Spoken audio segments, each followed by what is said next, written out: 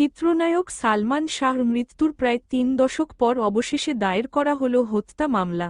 সোমবার ২১শে অক্টোবর মধ্যরাতে রাজধানীর রমনা থানায় এই মামলা করেন সালমান শাহর মামা আলমগীর কুমকুম, যেখানে অভিযুক্ত করা হয়েছে নায়ক সালমান শাহর স্ত্রী সামিরা হকসহ মোট ১১ জনকে। জানা গেছে, সোমবার আদালতের নির্দেশে সালমান শাহর মৃত্যুর ঘটনায় পুনঃতদন্তের নির্দেশ দেওয়ার পর ২৪ ঘণ্টা না পেরোতেই এই মামলা দায়ের করা হয়। মামলার এজাহারে প্রথম আসামি হিসেবে নাম রয়েছে সামিরা হকের, এরপর রয়েছেন ব্যবসায়ী আজিজ মোহাম্মদ ভাই, লতিফা হক লুসি, চলচ্চিত্রের খলনায়ক ডনসহ আরও কয়েকজন।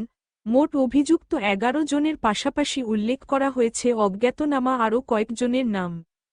প্রসঙ্গত, ১৯৯৬ সালের ৬ই সেপ্টেম্বর ঢাকার ইস্কাটনের বাসায় ফ্যানের সঙ্গে ঝুলন্ত অবস্থায় সালমান শাহর মরদেহ উদ্ধার করা হয়। এরপর শুরু হয় দীর্ঘ তদন্তযাত্রা, যা প্রায় ৩ দশক ধরে অপমৃত্যু মামলা হিসেবেই চলতে থাকে।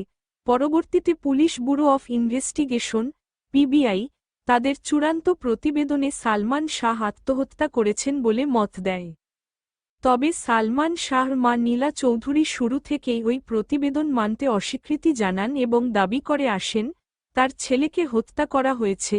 তারই ধারাবাহিকতায় এবার মামা আলমগীর কুমকুম আনুষ্ঠানিকভাবে হত্যা মামলা দায়ের করে নতুন অধ্যায়ের সূচনা করলেন। এদিকে সোমবার ঢাকার মহানগর দায়রা জজ আদালত পর্যবেক্ষণে বলেন, সালমান শাহর মৃত্যুর তদন্তে পদে পদে অন্যায় হয়েছে, কেউই দায়িত্বশীল আচরণ করেনি। আদালতের এই মন্তব্যের পরই মামলার পুনঃতদন্তের নির্দেশ আসে।